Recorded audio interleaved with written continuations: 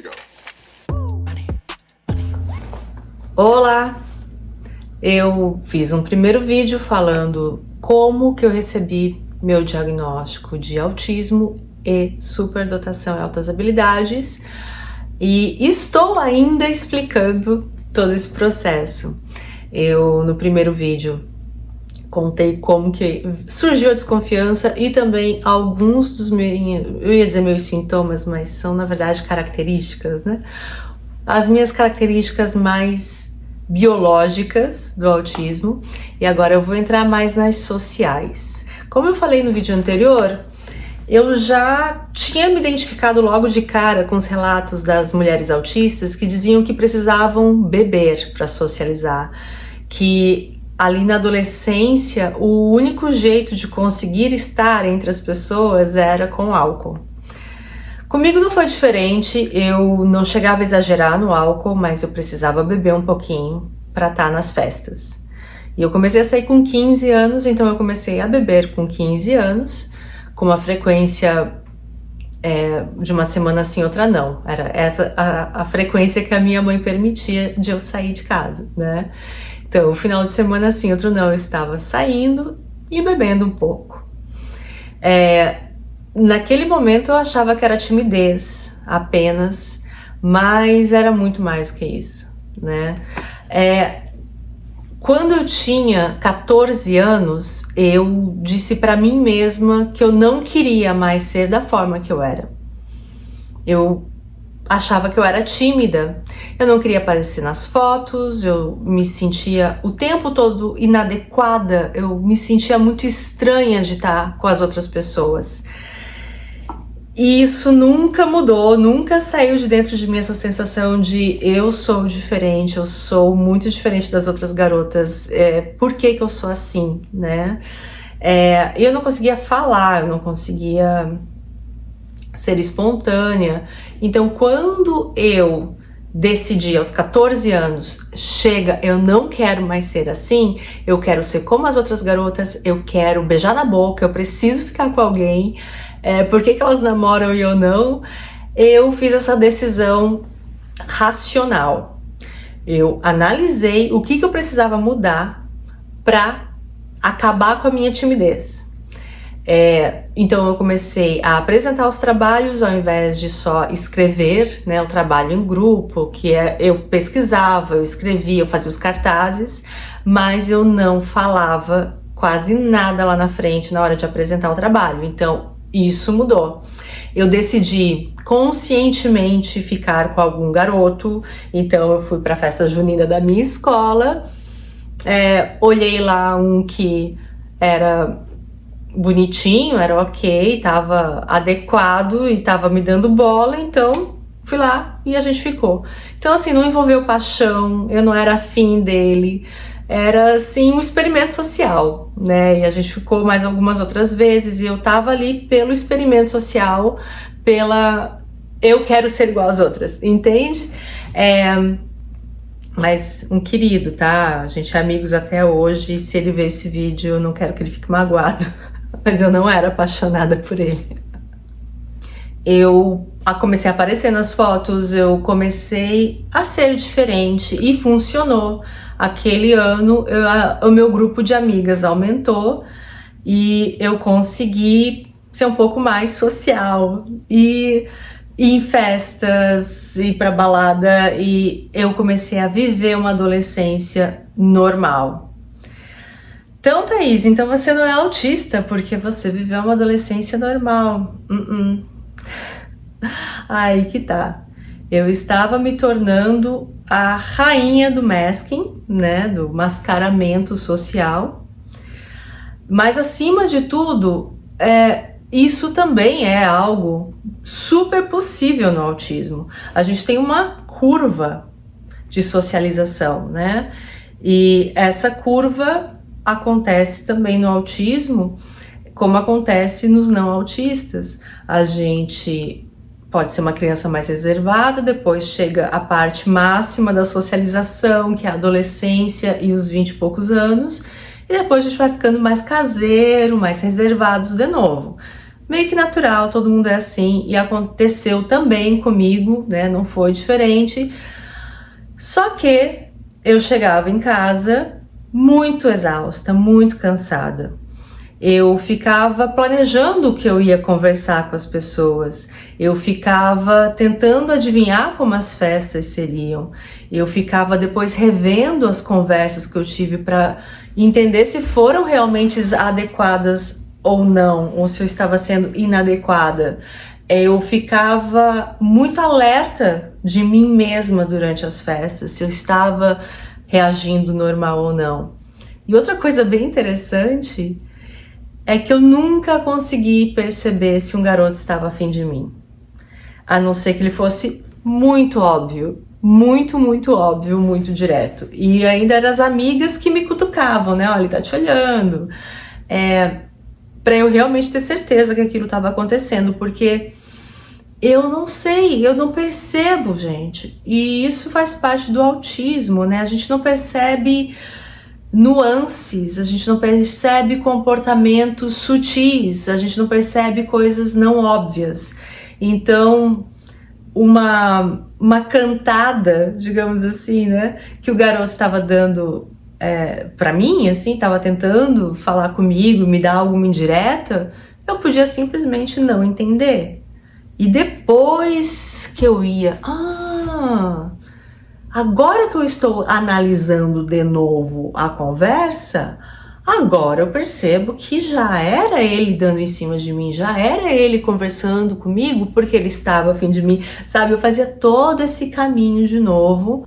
Essa coisa, também eu fui entendendo que eu tinha um funcionamento diferente das outras pessoas. Toda parte da socialização na escola, eu conseguia ter só uma amiga por vez. Eu não conseguia ser amiga de grupinhos, assim. Eu tinha uma amiga e era isso.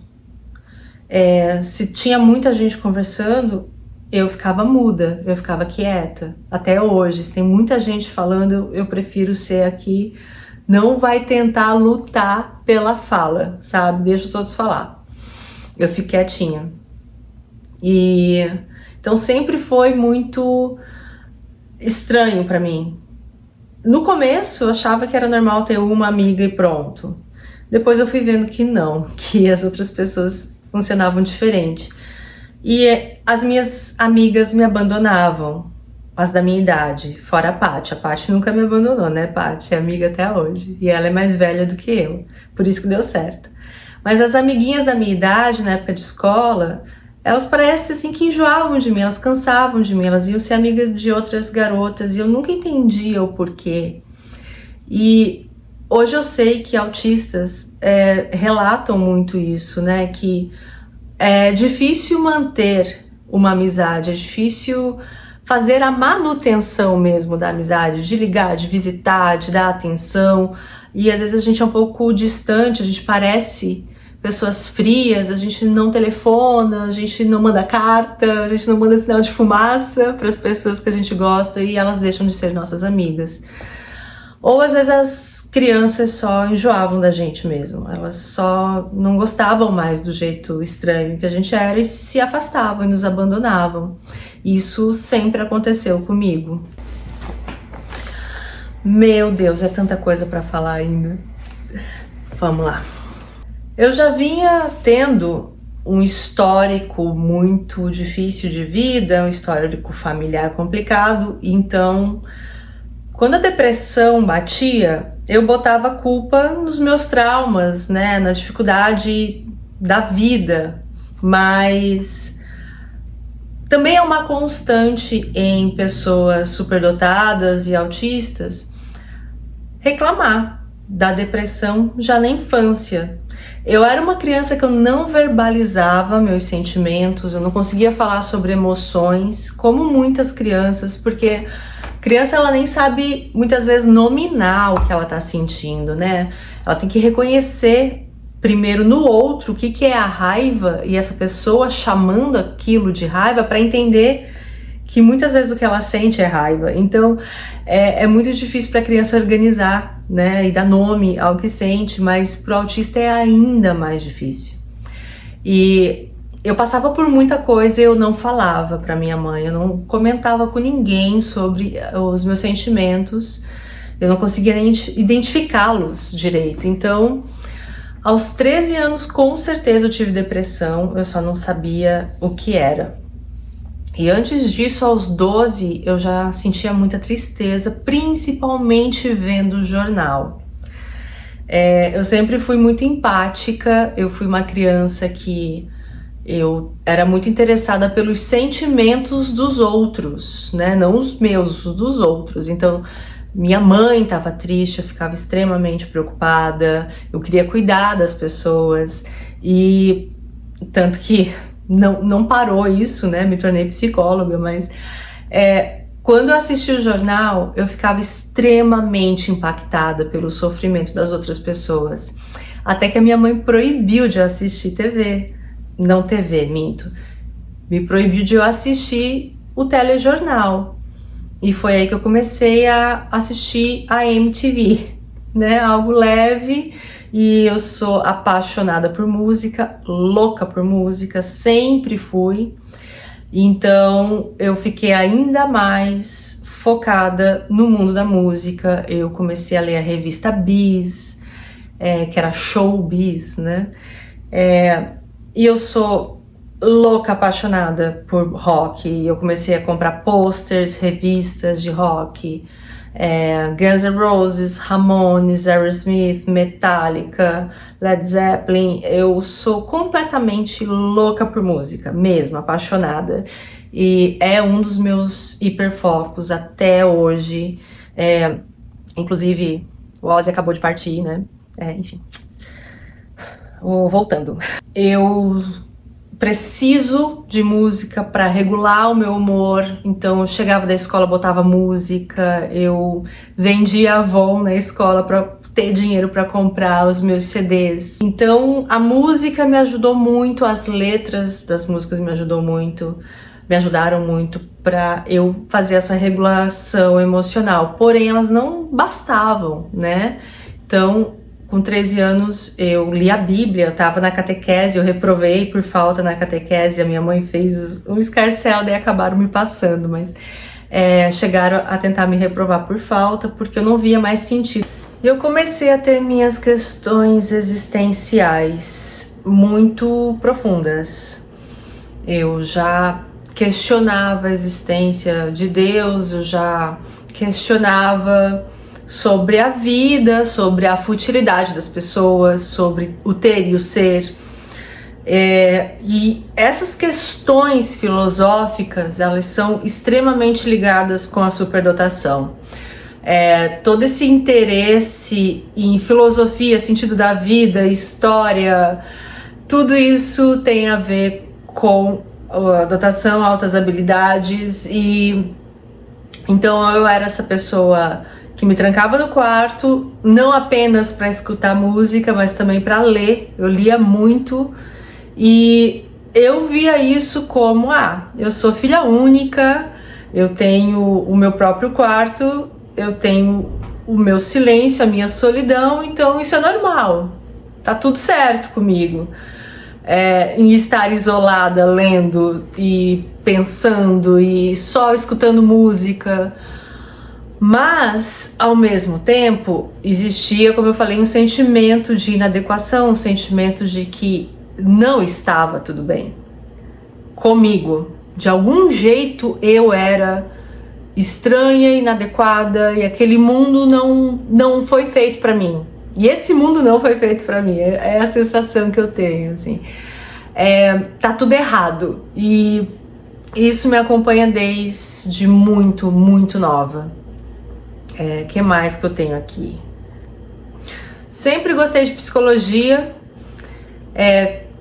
Com 14 anos eu decidi que eu queria ser psicóloga. Isso porque nas revistas que eu comprava da Carícia, não era Capricho, tá? Capricho era mais famosa, eu gostava da revista Carícia. Um nome estranho, né? Para uma revista para adolescentes, mas enfim. Trazia muitos textos escritos por psicólogas ou entrevistas com psicólogas, trazia muitos temas assim da adolescência, E eu gostava muito disso, e assim, eu quero estar escrevendo esses artigos, eu saber dessas coisas, eu ajudar essas pessoas, eu ajudar as adolescentes ou pré-adolescentes, porque eu não era nem adolescente ainda, eu era uma pré-adolescente, eu era uma criança, para passar isso que eu tô passando, para lidar com as angústias que eu estou lidando.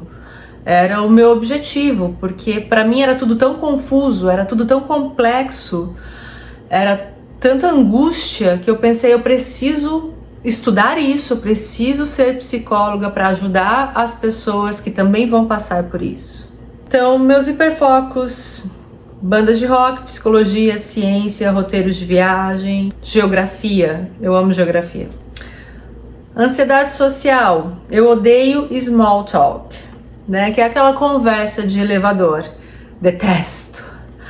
Ah, como é que você tá? Tô bem. Nossa, o dia tá quente hoje, né? Ou, nossa, como tá frio hoje, né? Será que vai esquentar pro final de semana? Gente, pelo amor de Deus, não dá. Não dá. Pra mim é tortura. Então, uma coisa que antes de eu saber do meu diagnóstico era motivo já de piada entre eu e meu marido, é que durante as nossas viagens a gente tem que pegar o elevador junto com vários outros turistas, né? E às vezes eu saía do quarto, voltava pro quarto para evitar encontrar tantos turistas, deixar aí uma leva inteira de pessoas no elevador e esperar o próximo. Ou aqui onde eu moro, né, que é um condomínio, assim, eu escuto que alguém tá abrindo a porta, se eu ia sair eu já não vou mais sair, eu vou esperar essa pessoa, né, fechar algumas portas, eu ver que ela foi embora para eu sair do meu apartamento.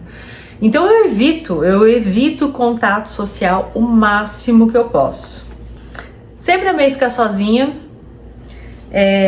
como eu tava falando, né, eu ficava no meu quarto lendo, escutando música e desenhando. Sempre gostei muito de desenhar também. Uma coisa que eu não falei aqui, né, a questão da escola, assim, que já teve professora chamando a minha mãe na escola para reclamar que eu desenhava muitos cadernos.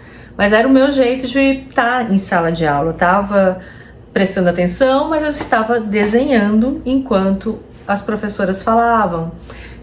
E às vezes eu já estava entediada, porque ela já tinha dado aquela matéria, ela estava repetindo tudo de novo no dia seguinte e eu já sabia aquilo. Eu estava muito, muito, muito entediada. Então eu desenhava e os professores não gostavam disso. Mas voltando, né? Então eu ficava no meu quarto sozinha, desenhando, escutando música, blá blá blá. E até hoje eu preciso ficar sozinha, eu preciso do meu tempo sozinha, eu gosto disso. Eu e o meu marido, a gente tá juntos há quase 19 anos, então ele já me conhece muito bem, ele já entendeu que às vezes eu só quero ficar sozinha no quarto, sem falar com ninguém, porque eu preciso. E às vezes no começo do relacionamento ele: Thaís, mas você tá braba comigo, te fiz alguma coisa? Ele ficava nervoso. E eu: não, tá tudo bem mesmo. Eu é que não tô legal, eu preciso de um tempo. E outra coisa, assim, de relacionamento amoroso é que se eu tô braba, e não é só relacionamento amoroso, isso já também acontecia em casa com os meus pais, assim. Se eu tô braba, se tá tendo uma discussão, eu fico muda. Eu não consigo falar. E não é pra punir o outro, não é tratamento de silêncio, entende? Eu só não consigo falar. Eu fico completamente muda. E caso me forcem a falar, daí é feio, viu? Daí eu explodo. E é uma explosão feia, porque eu começo a falar e chorar ao mesmo tempo, eu me descontrolo. Não é legal. Mais questões sociais aqui. Eu sou aquela pessoa que eu tô falando e facilmente eu sou interrompida. Talvez pelo meu jeito calmo de falar, né, essa marcha mais lenta no falar, ou porque eu viro palestrinha e as pessoas precisam me cortar, também acontece. Autistas e superdotados, como tem os seus hiperfocos, a gente ama falar dos assuntos que a gente pesquisa, que a gente gosta. Então, quando a gente começa a falar de um tema que a gente tem hiperfoco, a gente vira palestrinha, não para mais de falar, né? E a empolgação que isso dá, e a gente tem milhões de detalhes para falar e fica abrindo parênteses e não termina nunca, e daí as pessoas são obrigadas a interromper a gente, né? Mais cedo ou mais tarde. Então é ou por um motivo ou por outro. Eu sou a que chega no horário marcado, né? E aqui nos Estados Unidos, quando eu comecei a participar de festas que brasileiros organizavam e davam aqui, era muito comum acontecer de marcarem tipo 7 da noite, eu chegar às 7 da noite e não tem nada pronto. As pessoas que convidaram para a festa não estavam prontas, não tinham nem tomado banho ainda. E eu e meu marido a gente ficava lá, né? Tipo, meu Deus, então por que marcaram com a gente às 7? E a gente foi entendendo que 7 não é 7, é um jeito de falar, né? Tipo, se marcou para as 7, as pessoas começam a chegar às 8. A festa é tipo 8h30. E isso foi um choque para mim, porque eu sou muito pontual. E eu passei muito mico, né? Paguei muito mico, fui muito inconveniente muitas vezes por chegar no horário. Outra coisa são regras, né? Se tem uma regra, eu vou cumprir a regra, mesmo que eu seja questionadora. Por que aquela regra existe? Eu quero saber. As coisas têm que fazer sentido pra mim. Por que eu tenho que fazer dessa forma? Quem que inventou isso? Tá, mas se eu fizer de forma diferente, vai funcionar também? Ou não? Ou eu vou descobrir que existe essa regra porque existiu um problema antes? E eu quero saber tudo. Mas não quer dizer que eu não vá seguir a regra, né? Porque se tem um lugar que não pode estacionar, eu não vou estacionar. Se tem que cumprir horário, eu vou cumprir horário. No meu trabalho, às vezes eu chego 5 minutos atrasada, o meu patrão não tá nem aí, mas eu coloquei lá no meu papelzinho que eu cheguei 5 minutos atrasada. Então, quando precisar ficar mais, eu vou descontar aqueles 5 minutos, que pra ele não tá nem aí. Eu é que sou chata, sabe? Eu que sou muito certinha, muito das regras, muito do compromisso que eu fiz com a pessoa. É isso, essa é a questão. Se eu prometi pra pessoa que eu ia cumprir o horário das 9 às 5, então é 9 às 5. E então eu sou essa pessoa muito regrada, por mais que eu pareça muito louca com as tatuagens e com um jeito de pensar muito liberal, né? Então, tipo, nada conservadora com as regras morais, porém muito certinha com as minhas coisas. Ainda olhando aqui, né, algumas anotações. Quando eu era criança, eu era madura demais, né? A criança que amadureceu cedo, nossa, já parece uma mini adulta. E agora as pessoas me acham mais infantilizada, porque eu ainda sou fã de banda, ainda vou em show de rock, não tenho filhos. Daí a Thaís não cresceu. Crescia, só que tipo, a gente vive de uma forma diferente com as nossas normas sociais. Fadiga, né? Já falei da fadiga da socialização, a fadiga assim de ficar um dia inteiro no quarto sem se mexer, com luz fraca, sem barulhos, porque no dia anterior eu socializei.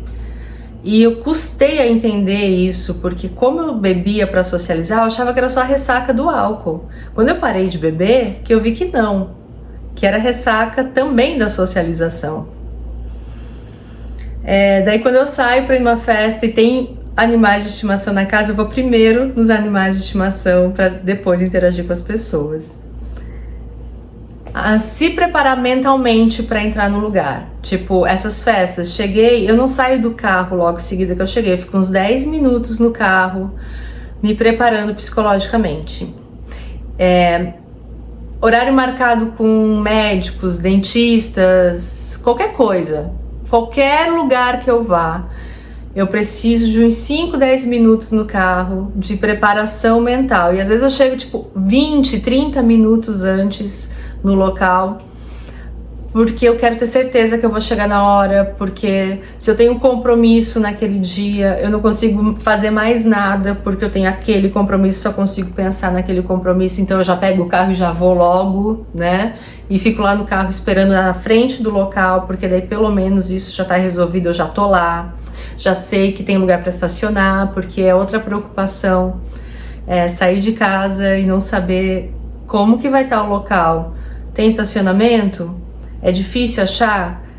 Se eu por acaso perder a entrada, eu tenho que dar a volta inteira na cidade ou é fácil depois de manejar e voltar para a rota? Então tudo isso fica na minha cabeça que eu não consigo ter paz, eu não consigo fazer mais nada o dia todo, porque eu só fico pensando que eu vou ter que pegar o carro e ir para um lugar estranho, desconhecido, que eu nunca fui antes e eu não sei como esse lugar é, e daí eu perco a paz. É um inferno ser autista, sério, é um inferno. Quando eu tô overwhelmed, eu fico muda, né? Ou eu preciso falar muito, eu preciso despejar tudo que eu penso, uma coisa ou outra.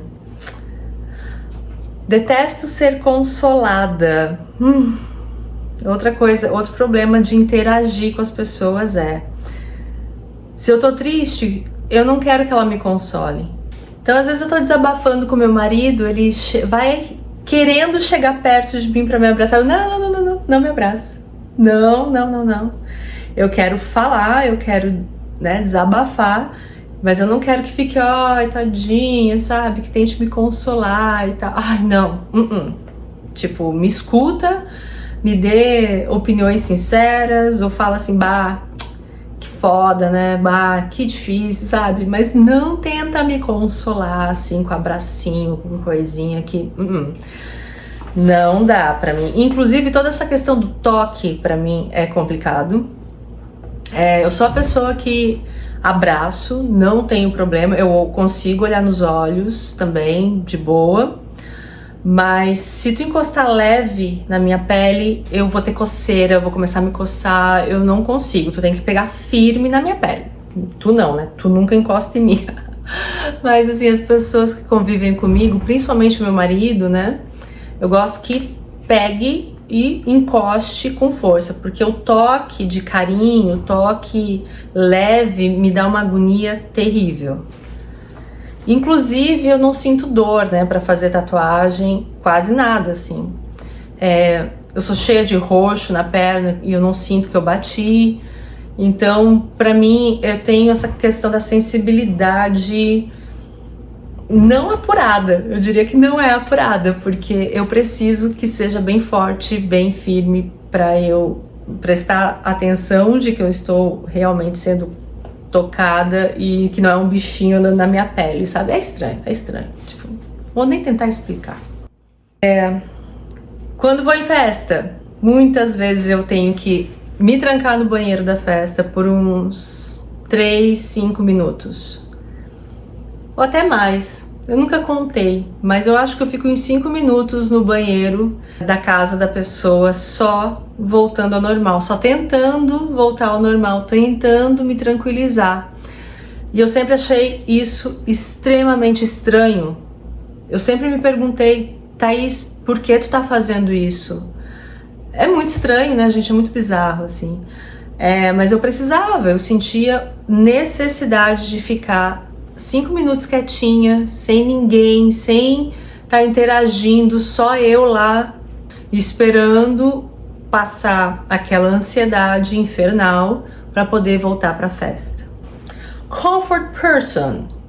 Todo mundo tem comfort movie, né? Essa comfort music.